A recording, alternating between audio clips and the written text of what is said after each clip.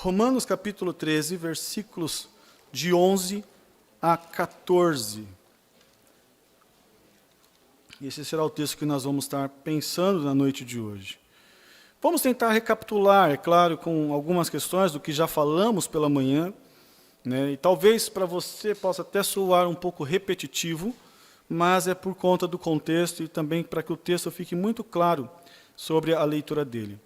A descrição do texto de Romanos 13, 8 e 14 sempre vai dizer respeito, né, à praticidade do amor. Nesse texto, o apóstolo Paulo vai nos desafiar não apenas a entender a praticidade do amor, mas também nos desafia a prática da mesma na vida cristã.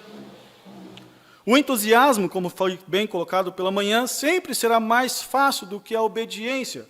Porém, percebemos que a orientação, tanto que Cristo como os apóstolos nos dão, que obedecer sempre vai ser o resultado daquele que crê em Cristo. Então, o que eu chamo a atenção nesse texto é de que a obediência ela vai ser fruto de você que creu, de você que confiou, de você que descansou no Senhor. Não se espera obediência de quem não creu. Não se espera obediência de quem não confiou no Senhor. Então, Paulo está chamando a praticidade do amor, destacando exatamente isso para aqueles que confiaram. É interessante porque esse princípio da obediência também é chamado lá em Mateus capítulo 7, versículo 21, quando a palavra de Deus, numa palavra do Senhor Jesus, diz assim, Mateus 7, 21, nem todo que me diz, Senhor, Senhor, entrará no reino dos céus, mas aquele que faz a vontade do meu Pai, que estás nos céus. Eu falei Mateus e voltou aqui para o... Paulo vai chamar a nossa atenção, destacando exatamente de que é por conta dessa obediência que o Senhor Jesus veio fazer a vontade do Senhor. Marcos capítulo 3, versículo 35, também caminha na mesma direção, de que aquele que obedece, porquanto qualquer que fizer a vontade de Deus, esse é meu irmão, minha irmã, minha mãe. Ainda também em João capítulo 4, versículo 34, a prioridade que Cristo dava para cumprir, para fazer, para executar a vontade de Deus. Nesses textos, chamando a nossa atenção para o que realmente Ele, Senhor, espera de cada um de nós. Jesus disse-lhes, a minha comida é fazer a vontade daquele que me enviou e realizar a sua obra. O parâmetro sempre vai ser Cristo. A nossa vida tem que ser exemplificada, inabalada, com base em Cristo. Quando nós olhamos para seres humanos como a minha pessoa, nós sempre vamos fraquejar. Então, é importante quando a gente olha para a pessoa do Senhor Jesus Cristo e percebe exatamente isso, a sua busca e o seu querer em fazer a vontade do Senhor Jesus, do Senhor Deus. A obediência exige o exercício da vontade sobre a inspiração e pelo poder do Espírito Santo, pois ninguém conseguirá obedecer sem ser capacitado. É interessante porque muitas pessoas querem obedecer antes de crer. Querem fazer antes de confiar. É onde que entra a frustração, é onde que entra a desilusão, é onde que a gente não consegue, a gente às vezes até desiste da caminhada. Porque sem o Espírito Santo de Deus, você não consegue caminhar a vida cristã.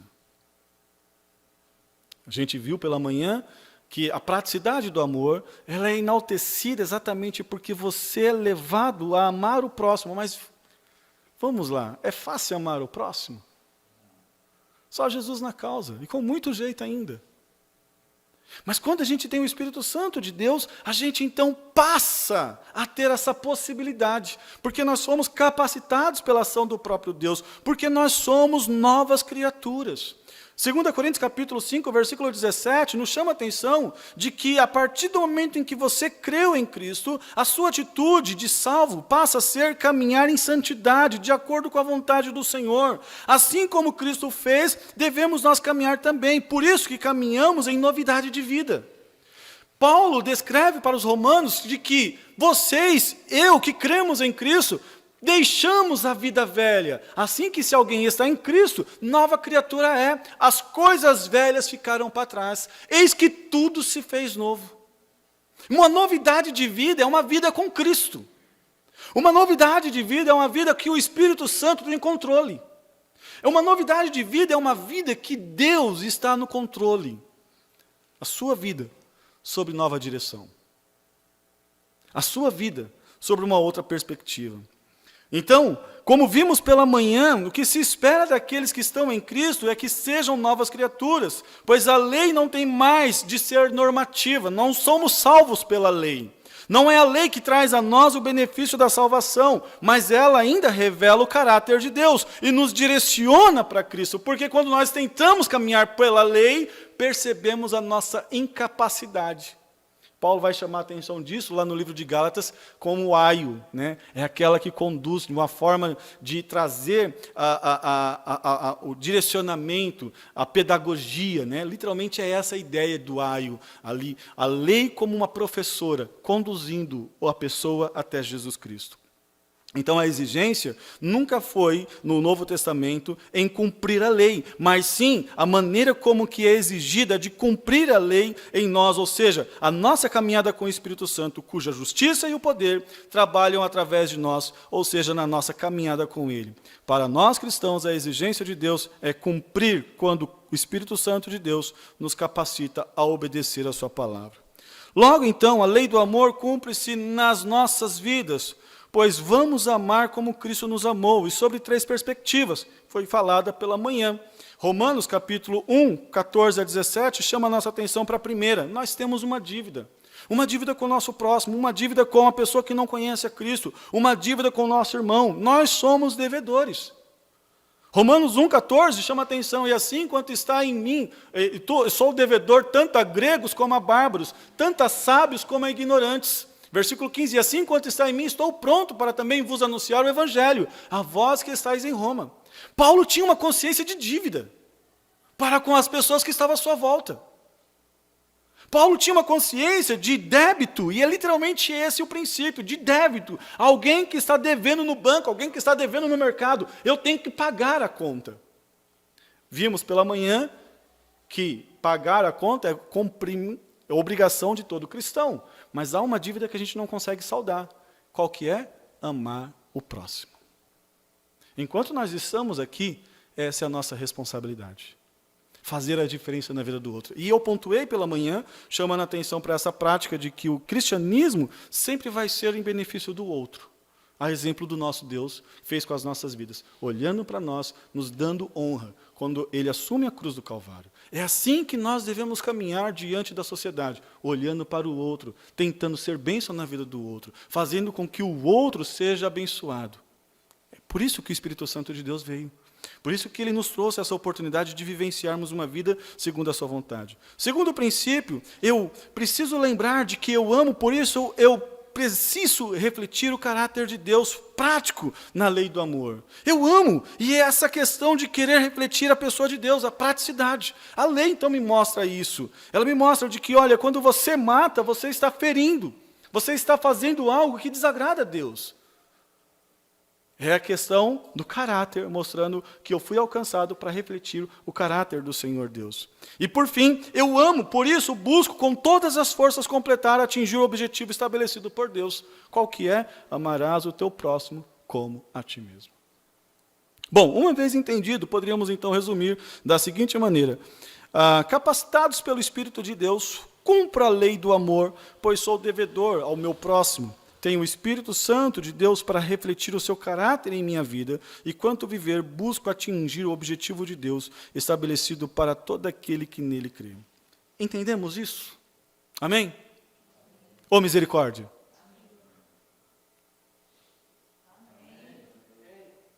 Misericórdia?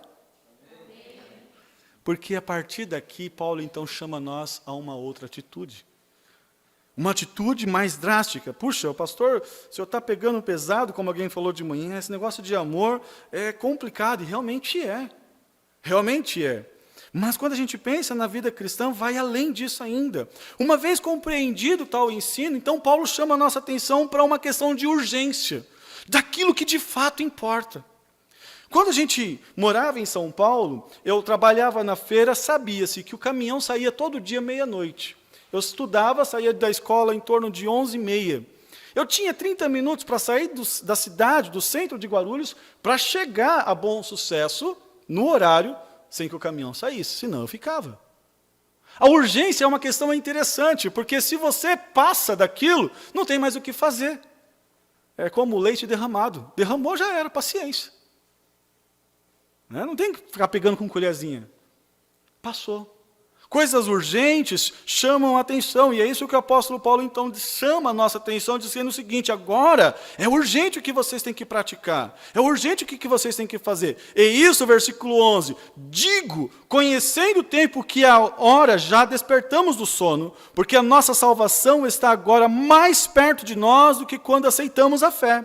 A noite é passada e o dia é chegado. Rejeitemos, pois, as obras das trevas e vistamo-nos das armas da luz. Andemos honestamente como se de dia, não de glutonarias, nem em bebedeiras, nem em desonestidade, nem em dissoluções, nem em contendas ou invejas. Mas revesti-vos do amor do Senhor Jesus Cristo e não tenhais cuidado da carne e das suas concupiscências. Paulo nos chama a atenção para a urgência de despertarmos. Quando a palavra cristão aparece no Novo Testamento, ela aparece a primeira vez em Atos capítulo 11, versículo 26.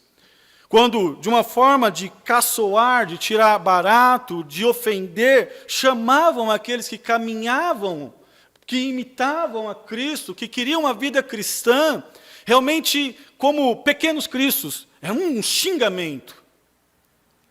Mas esse xingamento pegou. Aqueles que são salvos por Cristo Jesus têm que imitarem a Cristo. Têm que ser como Cristo.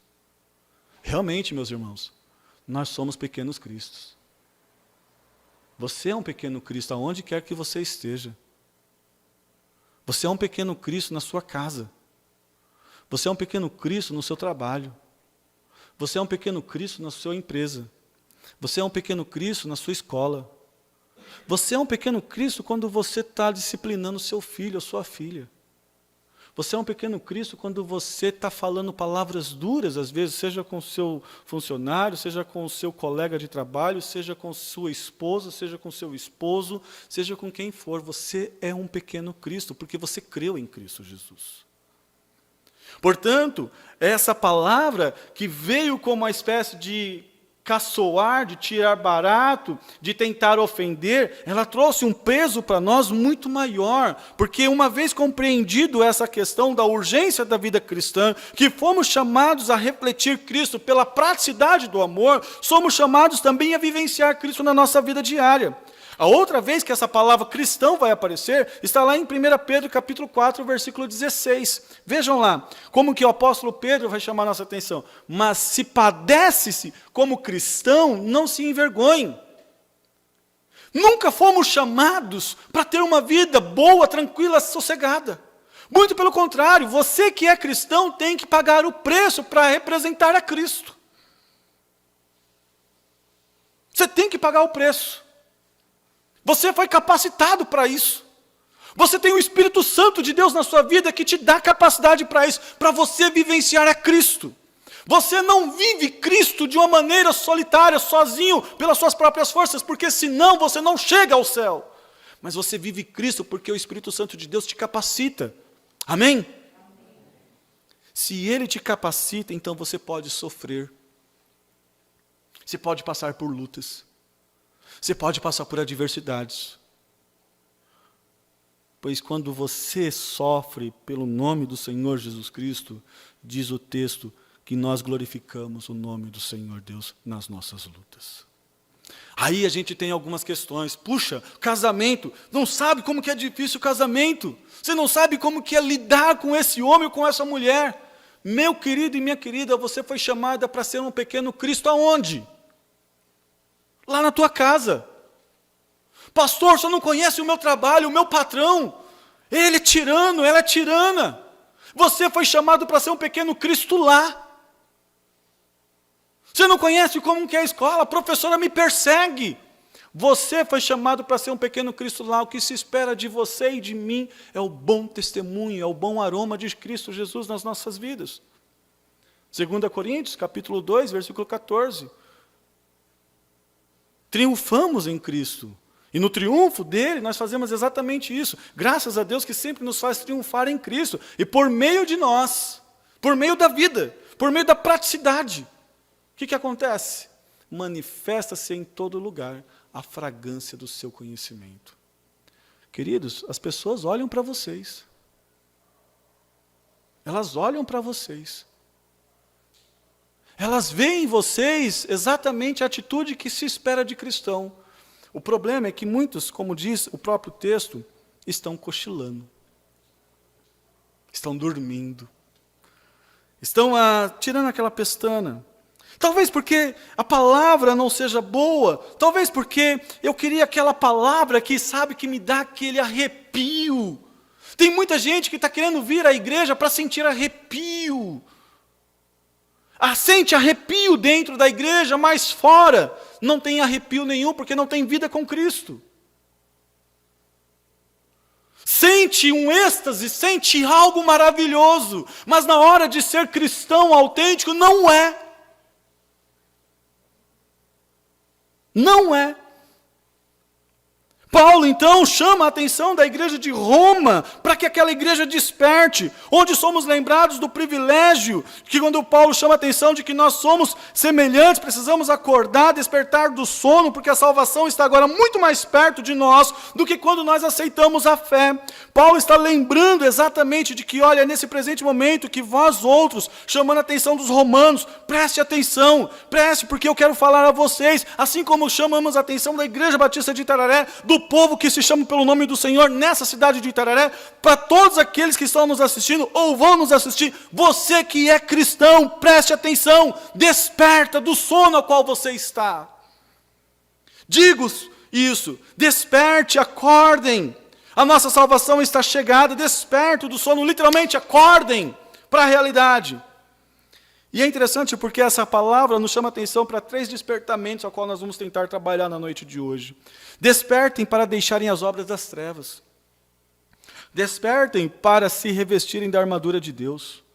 Despertem para se andarem dignamente diante do Senhor.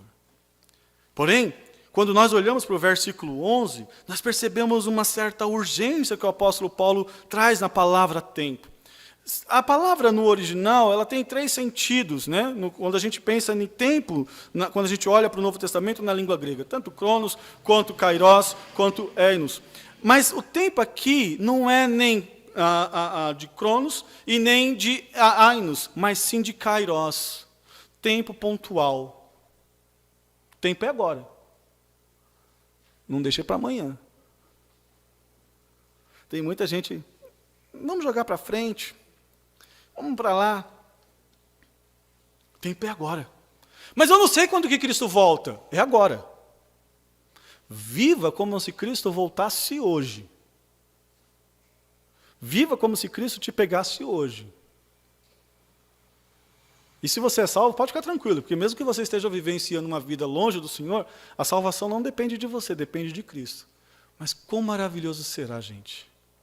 Imagina você encontrando com o Senhor Jesus nos ares.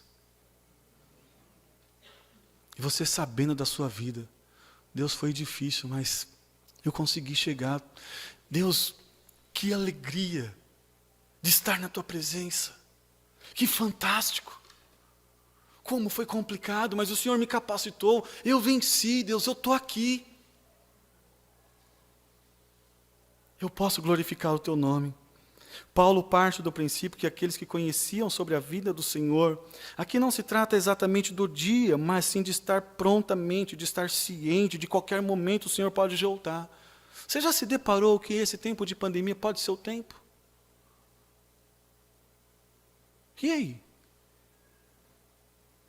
Se fosse realmente basear pelo seu testemunho, pela sua vida cristã, se a salvação dependesse de você, como ano passado a gente muitas vezes via pregações assim, olha, se você não estiver pronto, você vai ficar.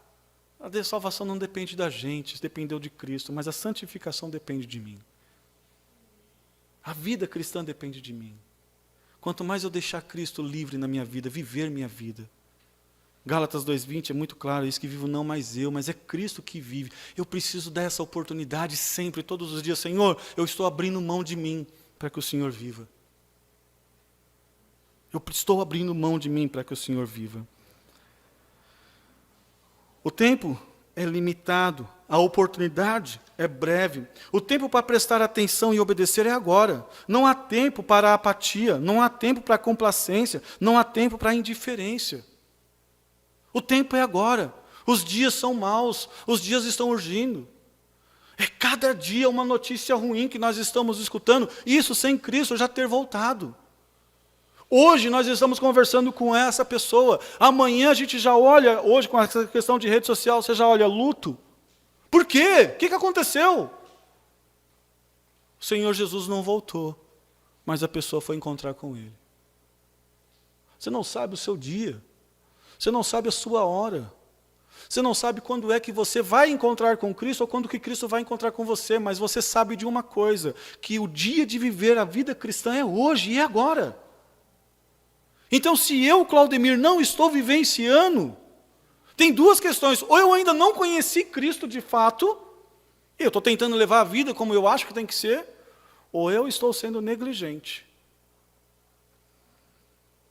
Paulo, então, está chamando a atenção daqueles irmãos. Essa mesma urgência também são colocadas, eu vou falar bem devagar os textos bíblicos, para que talvez dê tempo de você acompanhar no texto. Filipenses capítulo 4, versículos 7 e 8. Paulo vai chamar a atenção da igreja de Filipos a respeito dessa urgência. Filipenses capítulo 4, versículos 7 e 8. E a paz de Deus, que excede todo entendimento, guardará os vossos corações e os vossos pensamentos em Cristo Jesus. Quanto mais, irmãos, quanto tudo que é verdadeiro, tudo que é honesto, tudo que é justo, tudo que é puro, tudo que é amável, tudo que é de boa fama, se alguma virtude, é nisso que deve, se algum louvor, é nisso que se tem que pensar. Ainda, 1 Tessalonicenses capítulo 5, versículos 1 e 2. Veja como que o apóstolo Paulo chama a atenção daquela igreja. Meus irmãos, acerca dos tempos e das estações, não necessitais que vos escreva. 2. Porque vós sabeis muito bem que o dia do Senhor virá como um ladrão de noite. Mas veja o 23. 23. Tanto e o mesmo Deus de paz vos santifique em tudo, e todo o vosso espírito, alma, corpo, sejam plenamente conservados, irrepreensíveis, para a vinda de nosso Senhor Jesus Cristo. Hebreus capítulo 10, versículos 24 a 25, Paulo vai chamar, o apóstolo que escreveu, não sabemos se ao certo foi o apóstolo Paulo ou não, ainda que alguns confiem e acreditem que seja ele, vai chamar a atenção exatamente assim. Consideremos-nos uns aos outros para nos estimularmos ao amor e às boas obras, não deixando a nossa congregação, como é costume de alguns, antes admoestamos-nos uns aos outros, e tanto mais quanto vai se aproximando aquele dia. O dia está chegando. É juntos. Temos que estar juntos, temos que estar envolvidos. Ah, mas a pandemia atrapalhou. De fato atrapalhou.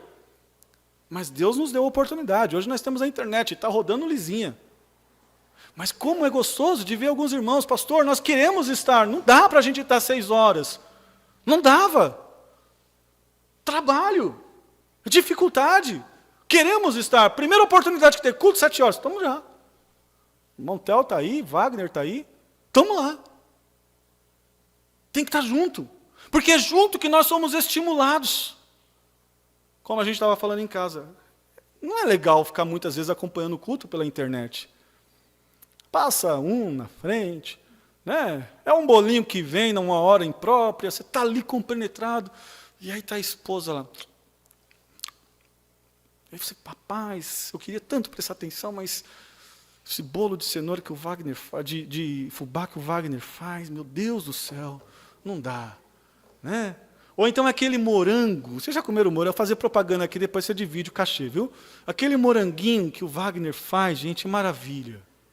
Mas agora também tem o Emerson ali, né? Tem uma concorrência. Precisamos experimentar.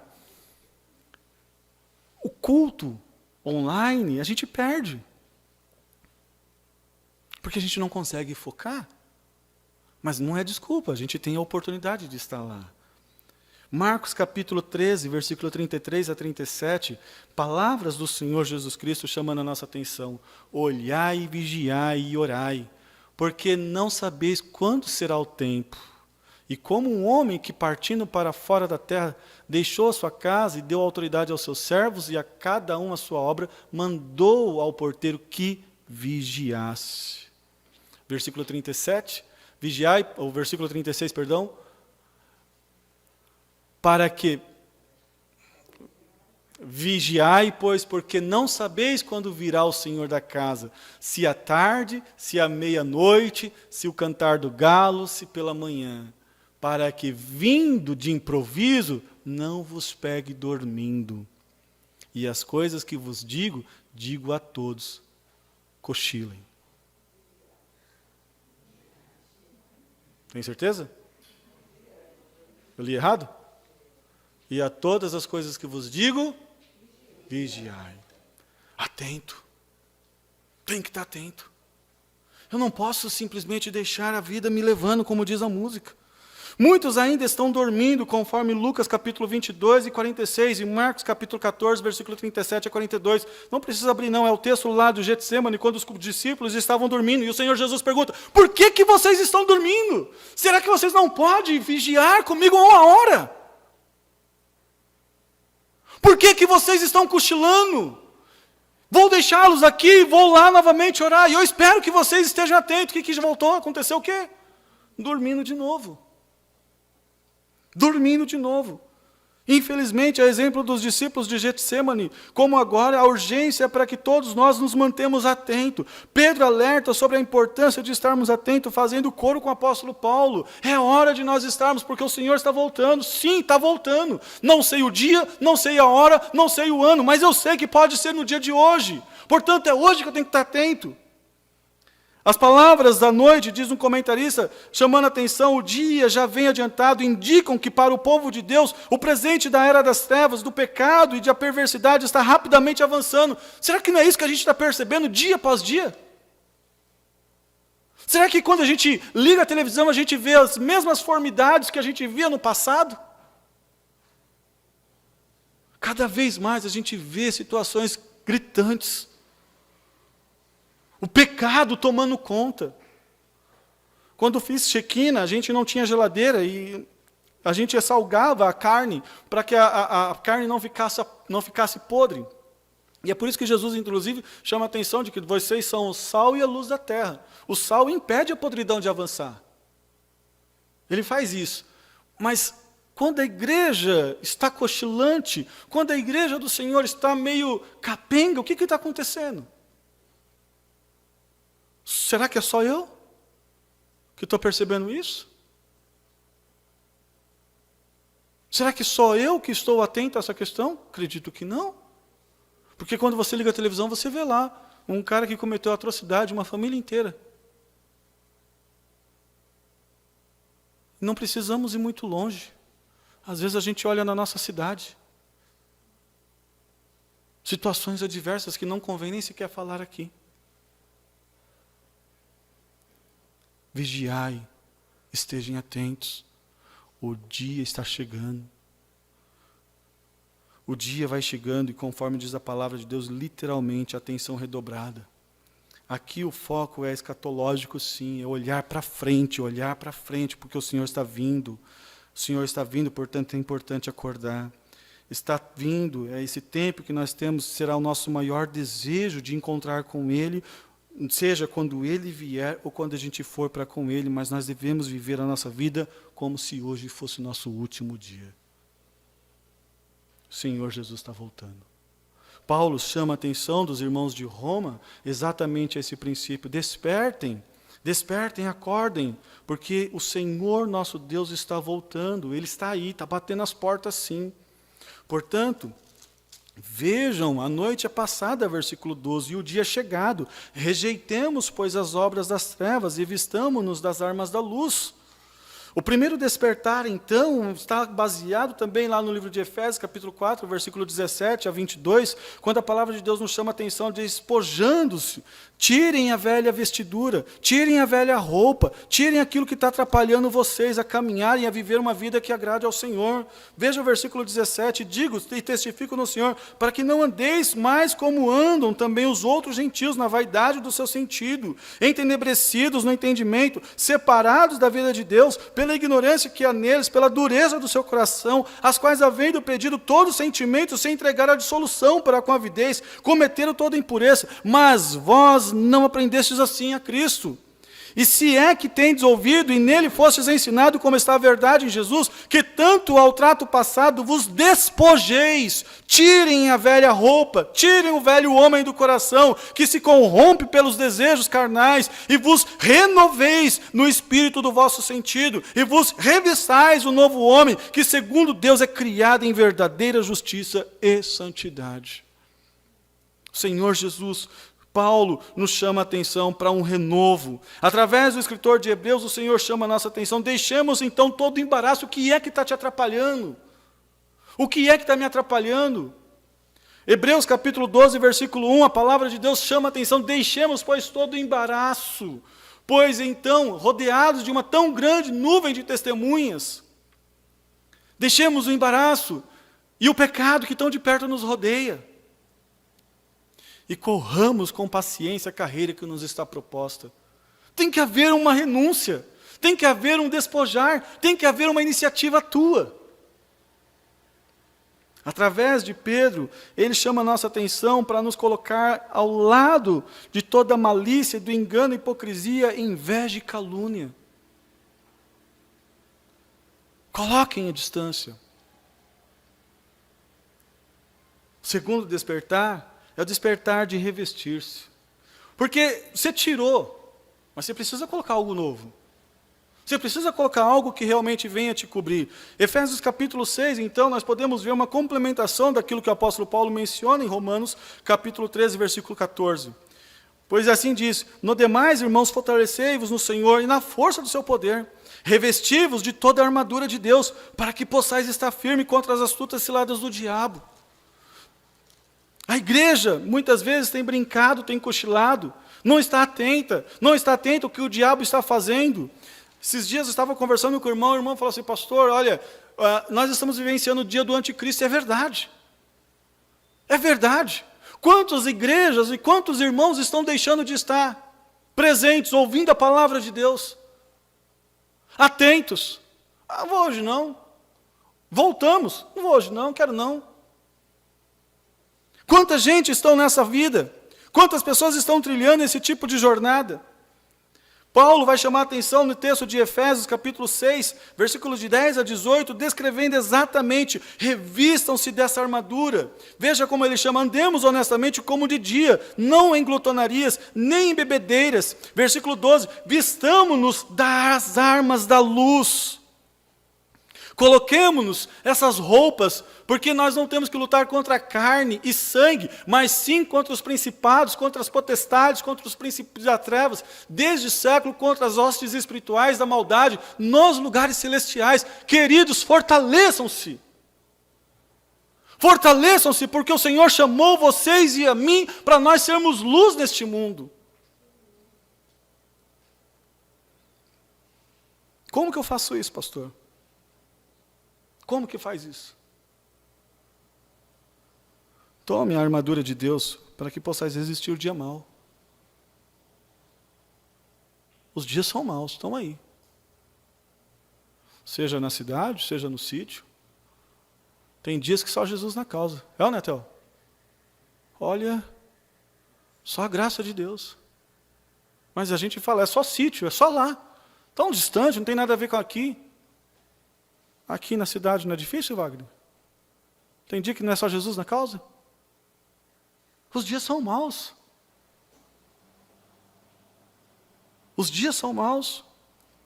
Portanto, meus queridos, resisti e sejam prontos. Depois de teres vencido tudo, permaneçam inabaláveis, estáis, pois, firmes, cingindo-vos de com a verdade, vestindo-vos da couraça da justiça, calçai os pés com a preparação do evangelho da paz, embraçando sempre o escudo da fé, com o qual poderdes apagar os dardos inflamados do maligno. Tomai o capacete da salvação e a espada do Espírito, que é a palavra de Deus, com toda oração e súplica, orando em todo tempo no Espírito, e para isso vigiando com toda perseverança e súplica por todos os santos. Ah, mas nós precisamos orar, precisamos estar juntos. Tem um grupo de oração, quantos que oram? 7.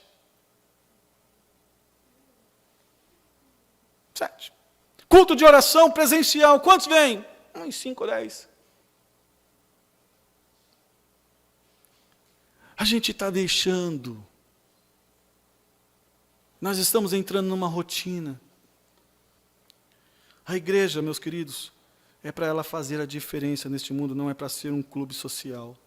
A igreja é para fazer a diferença por meio da oração. A igreja é para se fortalecer, como a gente ouviu dias atrás. Olha, a igreja orou, meu filho está na igreja. A igreja intercedeu e alguém foi recuperado.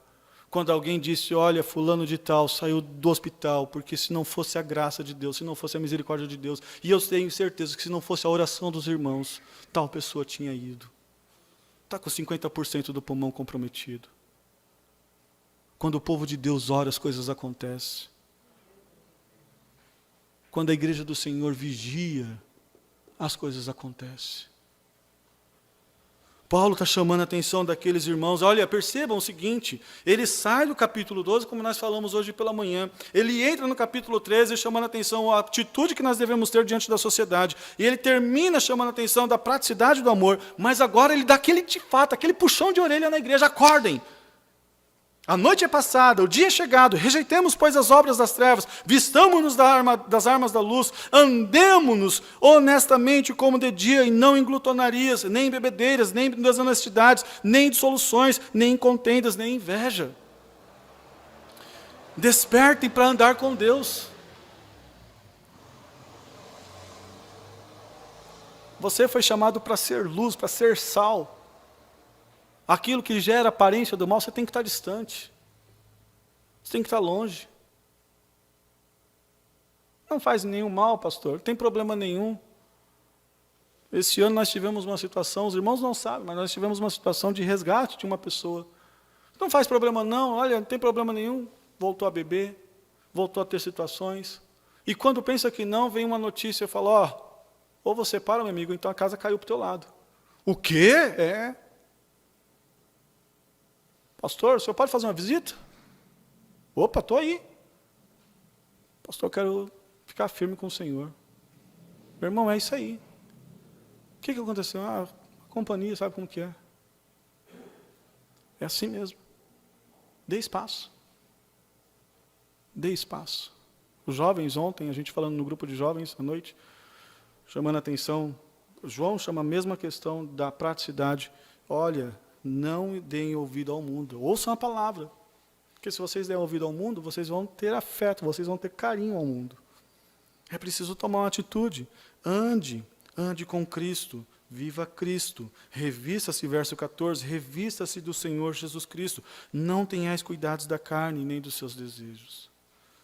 Realmente, não é um texto que vem chamar a nossa atenção de um afago na cabeça. Não é um texto que a gente poderia falar assim, olha, que palavra maravilhosa que o pastor trouxe hoje. Eu saí da igreja hoje, de fato, rejubilante. Não é. Porque ele puxa a minha orelha. Desde manhã. Desde manhã eu, Claudemir, estou sendo cobrado. E eu espero que você também. Cobrado a ser um pastor melhor, a um cristão melhor, um pai melhor, um esposo melhor, um cidadão melhor, porque eu represento o céu. E você? O que você representa? Vamos colocar de pé e vamos orar.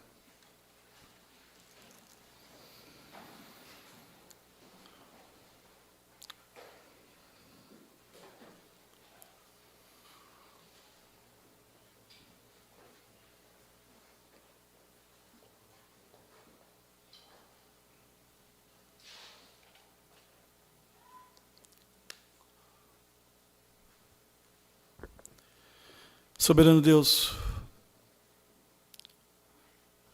nós já estamos falando nesses textos de Romanos há quase o ano inteiro. E nesse último mês, ó Deus de amor, que a Igreja do Senhor completa 64 anos, tanto pela manhã quanto à noite, nós somos desafiados à praticidade. É verdade, vivemos pandemia, vivemos tantas lutas, tantas dificuldades. Mas ainda assim, ó Deus de amor, o Senhor nos dá a graça de estarmos juntos. Porque tem muitos irmãos que não estão tendo isso. O Senhor nos dá a capacidade e o privilégio, ó Deus de amor, de nos estimularmos conforme diz a Tua palavra. Meu Deus, agora eu te peço em nome do Senhor Jesus, desperta a Tua igreja, Deus de amor. Faça a Tua igreja estar atenta à Tua palavra, a meditar mais na Tua palavra, a buscar mais a Tua palavra, a se envolver mais com o Senhor. Faça a Tua igreja, Deus de amor, ter relacionamento, intimidade, a buscar o mais em oração. Faça a Tua igreja, Deus de amor, a vivenciar mais o Senhor Jesus na sua vida diária. Porque, ó Deus de amor, definitivamente, se vier perseguição, se vier qualquer dia mal, ó Deus de amor, conforme foi nos dias do apóstolo Paulo, ou nos dias do apóstolo Pedro, quando eles chamam a atenção, ainda que importa que no momento vocês possam estar um pouco contristados por conta das lutas, ainda assim somos chamados, desafiados a nos alegrarmos no Senhor. Nós não fomos chamados para ficarmos apáticos. Nós somos chamados para fazer a diferença neste mundo. Nós somos chamados para ser sal e luz deste mundo. Desperta a Tua igreja cada vez mais. Desperta-nos para o amor missionário. Para falarmos realmente ao próximo da necessidade que ele tem de crer em Cristo. Para que ele compreenda e entenda que o pecado está levando ele à distância do Senhor. Ajuda-nos, ó Deus de amor, a despertarmos para o amor mútuo uns para com os outros, na importância de realmente sermos solidários, principalmente aqueles que passam por lutas e por dificuldades, a não nos abastermos. Tenha misericórdia de nós, ó Deus de amor, quando definitivamente nós deveríamos vivenciar a Cristo. E estamos vivenciando a nós mesmos com gritarias, com brigas, com tudo mais que possa haver. Ou com egoísmo, ou com avareza, ou com preguiça, ou com questões imorais. Tenha misericórdia das nossas vidas, meu Deus.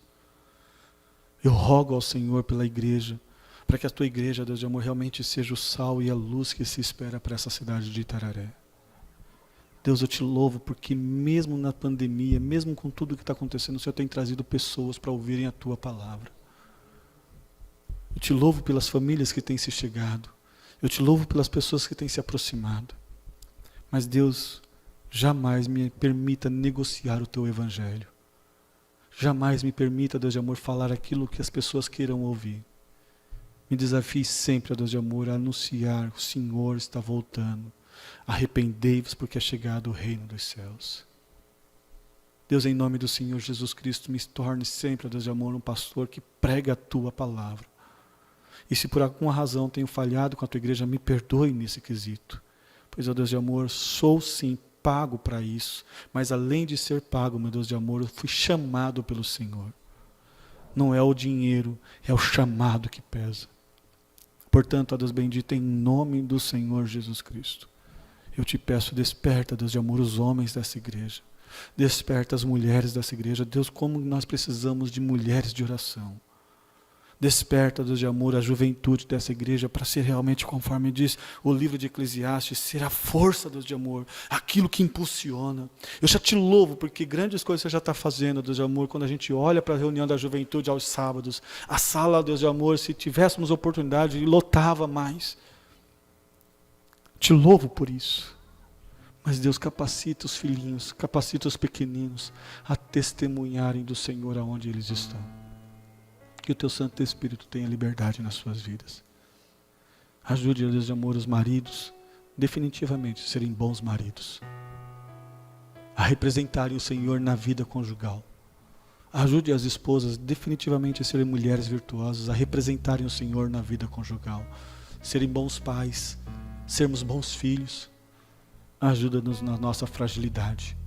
Pois, ó Deus de amor, muitas vezes nós somos pequenos e somos fracos, nós não conseguimos, é verdade, porque nos falta motivação, nos falta envolvimento com o Senhor. Então hoje o Senhor nos chama, vinde benditos, venham e arrazoemos, tenhamos relacionamento com o Senhor. Despertemos, meu Deus. Despertemos, porque o Senhor tem algo novo para fazer nas nossas vidas, que começou quando nós cremos. Começou quando nós falamos, Senhor Jesus, eu creio no Senhor. Começou quando o Senhor colocou a sua vida nas nossas vidas e nós passamos a experimentar algo novo do Senhor. Deus, o Senhor já fez milagres nessa igreja. O Senhor já livrou gente de morte nessa igreja. O Senhor já curou gente aqui nessa igreja. Deus, o Senhor tem sim, de fato, propósito para as nossas vidas e nós somos prova disso. Agora, Deus Santo, o Teu Santo Espírito incomoda o nosso coração, queima no nosso coração, para que, a Deus de amor, nós venhamos a despertar cada vez mais para aquilo que o Senhor tem a fazer através das nossas vidas. Em nome do Senhor Jesus Cristo, nós oramos a Ti, ó Deus Santo. Amém e amém.